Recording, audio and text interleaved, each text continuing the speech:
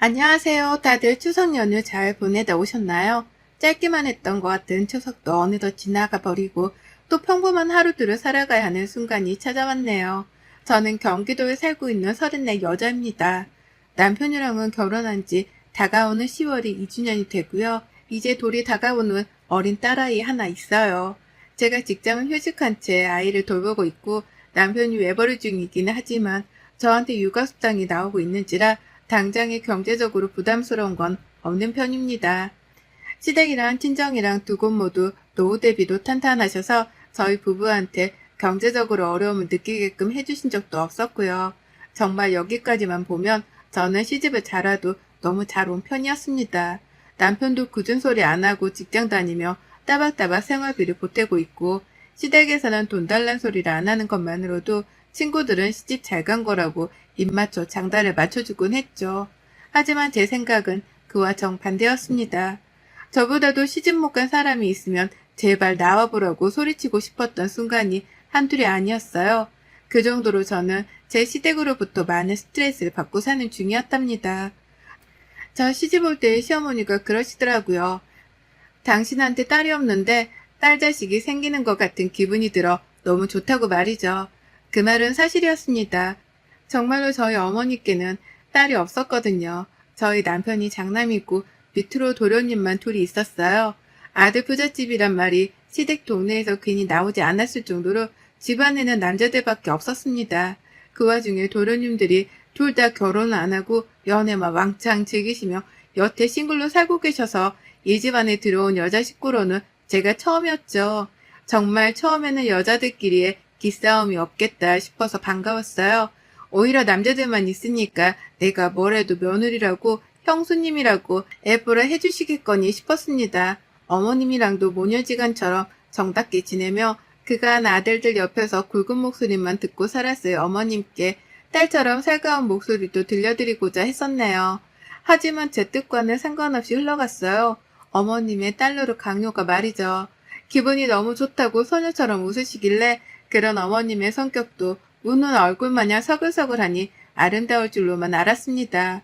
머릿속으로 펼쳐가던 시모와의 정다운 관계가 있었는데 시어머니의 딸노릇 강요 덕분에 와장창 깨져버렸죠. 사실 저는 자식을 빨리 낳을 생각도 없었어요. 저 편하게 하고 싶은 일하고 남편이랑은 신혼 기분도 내면서 적당히 이 신혼기간을 즐기면서 살고 싶었답니다.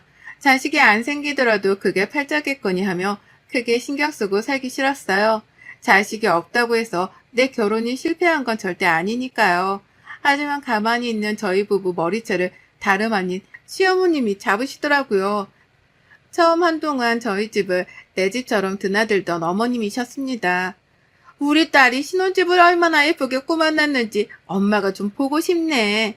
라고 하면서 그놈의 딸딸거리는 소리를 멈추지 않은 채 집을 찾아오셨죠. 어디 액자라도 걸어놓으면 어디서 샀냐면서 여자친구 마냥 막 오두방정을 떠셨고 친정에서 받은 예쁜 식기라도 있으면 탐난다면서 만지고 쓸고 닦고 하면서 엄청난 관심을 보이던 어머님이셨습니다. 그래서 실제로 예쁘면 가져가셔도 돼요. 라며 제가 선심 쓰듯 건네준 물건도 한두 가지가 아니었죠. 처음에는 어머님이 정말 친구처럼 대해주고 젊은 사람 마냥 말을 가볍게 하시길래 그 모습 그대로도 좋았어요. 부담스럽거나 어려운 분이 아니라는 것만으로도 신세대스러워 보였거든요. 하지만 그래서였을까요? 저에게 허물없이 다가와준 어머님께 허물없이 받아들였더니 그 정도가 선을 넘어가기 시작했죠. 잊을만 하면 우리 딸 라고 하며 집을 찾아오시더니 잊을만 하면 어디 뭐 새로 들어온 예쁜 물건이 없나 집을 여기저기 샅샅이 뒤지기 시작하셨습니다. 어쩔 땐 저 사람이 혹 시어머니 가면을 쓴 도둑놈이 아닐까 싶었을 정도로 그 행동이 부담스러웠죠. 그뿐인가요? 말로는 자꾸만 딸딸거리면서 예뻐라 하는 듯 말을 하는데 행동하는 걸 보면 꼭 뭘 받아내려고 작정을 한 사람만 같았습니다. 분명 노후 준비도 탄탄히 되어 있고 돈 걱정도 안 시키는 시댁이었는데 이럴 때 보면 정말 가족들 중 누구 하나가 사채라도 써서 빈대붙으려고 하는 사람인 것만 같았죠.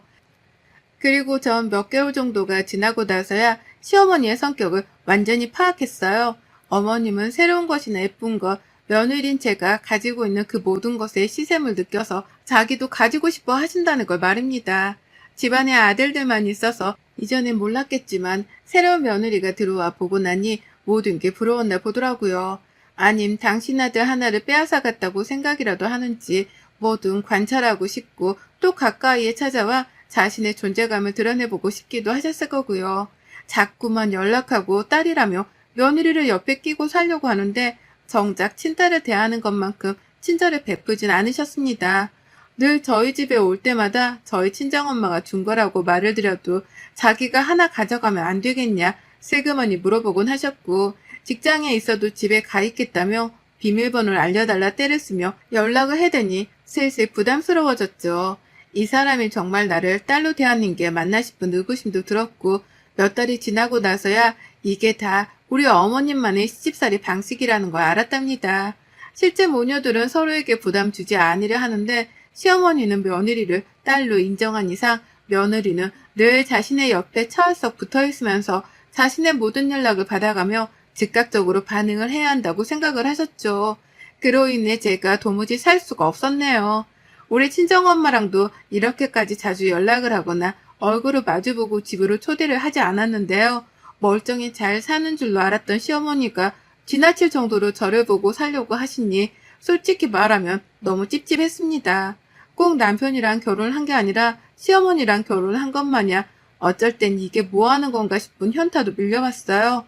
그리고 그 짓을 꾸준히 반복해서 당하다가 결국 저는 아이를 가지기로 결심했답니다. 그리곤 바로 실행에 옮겨 딸아이까지 낳아버렸죠. 제가 아이라도 뱃속에 키우고 있으면 며느리가 홀몸이 아닌 줄 아니까 적당히 피곤하게 하실 줄 알았어요. 제가 어리석었던 거죠. 시어머니를 너무 얕봤던 겁니다. 제가 아이라도 낳으면 제가 육아도 하고 그게 또 얼마나 힘든 줄을 누구보다 잘 아실 테니 며느리를 적당히 괴롭힐 줄 알았는데 이건 뭐 자식을 낳고 나서도 달라진 건 하나도 없었네요. 무서울 정도로 하나도 변해진 것이 없었답니다. 임신하면서도 남편에게 혼자 있고 싶다고 여러 번 말을 해서 시어머니가 오려는 걸 피했고요. 입덧할 때도 몸이 힘들다고 피하고 애를 낳고 나서도 아예 친정엄마를 집으로 불러 같이 있으려고 하면서 시어머니가 오려는 걸 최대한 막으려고 했어요. 아주 내 집안에 시어머니를 못 들어오게 하려고 별별 짓을 다 하며 살았답니다. 그런데도 어머님은 우리 딸 보고 싶은데 우리 딸 라고 하면서 그렇게나 절 보고 살려고 하셨어요.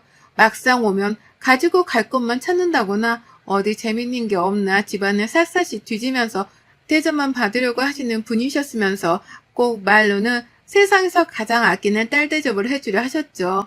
아이가 태어나서도 아이를 직접 안아보고 키워보려 해주시기는커녕 우는 애를 앞에 놔두고 우리 딸, 얘 운다. 얼른 와 탈래야지. 얼른 와 밥 줘야지. 라는 식으로 불러내면서 저에게 완전히 육아를 일임하셨습니다. 도와주지도 않을 거면 집에 오지 말든가 꼭 오셔서는 저한테 집만 대시면서 잔소리까지 해가며 정신을 더 없게 만드셨어요. 애는 울고 시어머니는 빨리 달래주라고 저를 불러가며 보채시고 진짜 시어머니만 오면 되는 일이 하나도 없었을 정도로 제 혼이 쏙 빠졌답니다. 그러다 이번 추석에 진짜 소름 끼치는 일이 있었네요. 웬만하면 지금껏 시어머니의 진상짓을 봐줘가면서 참고 있었는데요. 바로 방금 전에 일어났던 일은 제가 두고두고 회상하며 욕을 할 만큼 잊지 못할 것 같습니다. 그래서 떨리는 마음으로 사연도 적어보내고 있고요. 추석 직전에도 시어머니는 저의 집을 밥 먹듯 드나드셨습니다. 또 딸이 보고 싶다면서 제 핑계를 대며 찾아와서는 대접만 받아가면서 제 눈앞에서 거슬리게 놀다 가셨는데요. 추석 당일날부터 우리 딸 얼른 와 얼른 와 라고 하면서 아침 대바람부터 불러내는 바람에 새벽까지 기상해서 시댁을 갔습니다. 시어머니가 새벽부터 도련님들 아침상을 차려주시면서 그 앞에서 제가 보고 싶다고 천진난만하게 노래를 부르는데 거기다 대놓고 늦게 갈 거라며 거절을 할 수가 없었으니까요. 저만 나쁜 사람이 되는 것 같고 저만 욕을 먹을 것 같아서 일단은 알겠다 말씀드리고서는 일찍 준비를 해서 시댁에 갔어요. 그랬더니 시어머니는 우리 딸 왔구나 라고 하면서 또 애벌어 저를 부르는데 행동은 정반대였습니다. 제사상을 준비해야 한다면서 그 아침부터 절 보자마자 쥐포구이 튀길 준비에 과일 손질까지 해야 할 거리들을 줄줄이 늘어놓으셨어요. 시댁에 가자마자 저는 엉덩이를 붙일 새도 없이 서 있었고요. 급한 대로 아이는 남편한테 맡겼는데 아이가 뭐가 낯선 건지 자꾸만 울고 보채는 바람에 요리를 하다가도 아이를 달래려고 아이를 안겨 반복했습니다. 쩔쩔매는 남편한테 아이를 맡기느니 제가 달래는 게 낫겠다 싶어 안고 한참 서 있으면 저 멀리서 어머님의 시선이 느껴졌어요. 언제 부엌으로 들어오나 하는 눈빛으로 제가 뭘 하고 있는지를 자꾸만 대놓고 확인을 해가면서 눈치를 주시더라고요. 막상 자기 친딸의 시댁에서 이렇게 힘들게 일하고 육아를 병행하고 있으면 애처로 도와줄 게 뻔하면서 어머님은 그러지 않으셨습니다. 저는 친딸이 아닌 며느리였으니까요. 그렇게 지금은 어떻게 지나갔는지도 모르겠을 정도로 전 일만 했어요. 남자들만 바글대는 시댁이라서 그런지 어째 아무도 부엌 일에 적극적으로 나서주는 사람도 없었습니다. 제가 있으니까 이제는 시어머니가 혼자 일을 하지 않아도 된다고 생각을 해서 안심이라도 한 건지 정말 그 누구도 부엌의 선뜻와 일을 거들려 해주질 않았네요. 그러니 전 애를 남편한테 맡겨놓으면서도 눈으로는 남편에게 쌍욕을 퍼부었고요. 그렇게 소심한 화풀이를 한 뒤에 부엌에 들어가서 내내 친정에 갈 생각으로 버텨가면서 일을 했어요. 그러다 원래대로는 집에 가서 자고 다음날 제사를 차리는 것이었는데 시어머니가 절대로 안 된다고 저희의 발목을 묶어버리는 바람에 결국 시댁에서 잠까지 자게 되었답니다.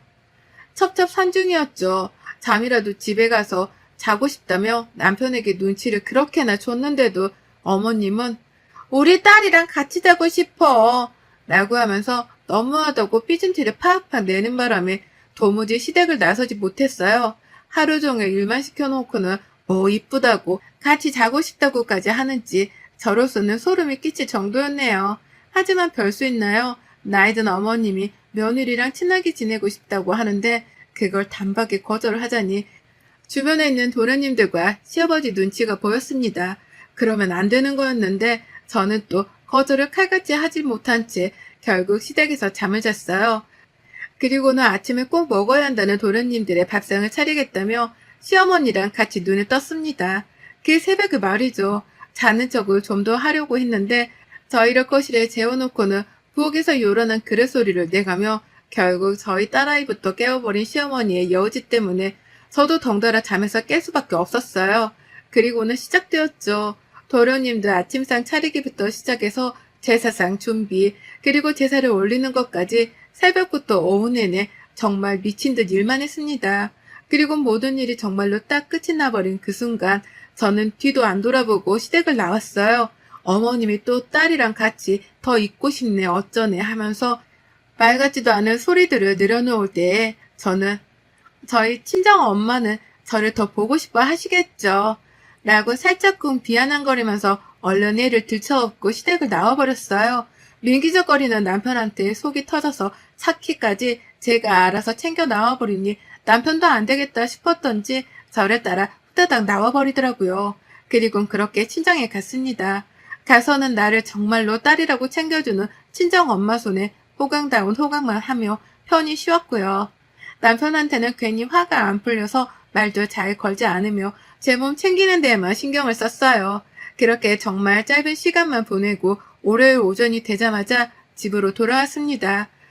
남편은 출근이 화요일부터여서 저랑 마찬가지로 월요일까지는 시간적 여유가 있었어요. 그리고는 아쉬운 마음을 뒤로한 채 일단 집으로 돌아왔습니다. 엄마한테 더 짐이 되기도 싫었고 저는 저대로 집에 가서 그냥 쉬고 싶었거든요. 그런데 저 진짜 문 앞에서 기절초풍 하는 줄 알았습니다. 친정에서 막 나와 집으로 오던 중 남편이 시어머니 전화를 받았어요. 저도 옆에서 같이 들었는데 집에는 언제 가냐, 그리고 어디쯤이냐 등등의 질문을 하긴 하더라고요. 다소 이상한 질문이었지만 그냥 우리가 집에 가는 중인지를 확인만 하려는가 보다 싶었습니다. 근데 집에 도착을 해보니 시어머니가 집 문 앞에 서서 우리를 기다리고 있는 거예요. 피곤해 죽겠는데 제가 보고 싶었다면서 기세를 못 참고 집에 오신 거였습니다. 아유, 내가 너희를 너무 짧게 보고 보낸 게 아쉬워서 결국 또 왔다. 우리 딸도 보고 싶고 우리 손녀딸도 보고 싶고 라고 하면서 혼자 너무너무 그리웠다며 진짜 별 생쇼를 다 해가면서 저희 모녀가 그리웠다는 소리를 하는데 정말 그 순간 온몸에 전율이 아니, 소름이 쫙 돋더라고요. 그렇게 질리도록 봐놓고는 또 보고 싶었다며 친정에서 막 컴백홈을 한 저를 보러 왔다니요. 그렇게 부려먹기만 해놓고는 왜 또 우리 딸이라고 해가면서 혼자 순진하고 착한 척이란 척은 다 하냐 말입니다. 본능적으로 뒷걸음질이 쳐지려고 했습니다. 문 앞에서 업고 있는 애고 뭐고 일단 시어머니랑 육탄전이라도 벌여야 하는 건가 싶어 웃음도 나오질 않은 채 어머님을 노려봤어요. 어머님은 그런 채 눈치가 슬그머니 보이긴 했던지 우리 딸은 엄마 안 보고 싶었나 보네 라고 하면서 하하호 남편을 향해 웃어 보이더라고요. 진짜 저 하나 약 올리겠다고 이 옆에 내가 작정을 했었던 거죠. 눈치는 하나도 없는 척을 해가면서 며느리 집에서 대접이나 받고 가려 말입니다. 결국 저는 안 되겠다 싶었어요. 웃어 넘기기엔 상황이 심각했거든요. 어머님은 대놓고 자고 가기라도 하려는 건지 짐가방까지 싸서 찾아오셨습니다. 너도 친정에서 차고 온 것 같으니 나도 차고 갈래. 라는 말도 안 되는 소리를 해가면서 짐가방을 슬쩍 보이셨거든요. 이쯤 되니 저도 이판사판이었죠. 내가 누군가에게 못돼 처먹은 며느리라고 욕을 먹더라도 싫은 티 정도는 내주면서 시어머니의 얼굴을 더 이상 안 볼 수 있게끔 해야겠다 싶었습니다. 그래서 결국 어쩔 줄 모르던 표정을 더욱 구긴 채 인상을 찡그려 버렸죠. 그리고는 현관문을 채 다 열기도 전에 그 문을 반쯤 열어두고 뒤돌아 남편에게 소리를 쳤어요. 내가 말이야 그 개고생을 하고 집에 와 좀 쉬려는데 시어머니 얼굴을 또 봐야 하니? 라면서 그 복도안이 쩌렁쩌렁하게 울릴 정도로 소리를 질러버렸습니다. 저한테 안겨있던 애가 다 울 정도로 말이죠. 그러자 남편의 얼굴이 새파래지더라고요. 제가 대놓고 시어머니 앞에서 시어머니를 언급하며 기분이 나쁘다 못해 힘들다고 소리를 지르는 게 처음이었으니까요. 그 개고생이라는 표현까지 써가면서 내가 니네 집에서 고생만 하다 집에 돌아왔다는 걸 어필했습니다. 그러니 남편도 처음 겪는 이 상황에 어찌 해야 할지 모르겠는지 시어머니랑 제 사이에서 손까지 부들거려가면서 떨었고 자기야 왜 그래?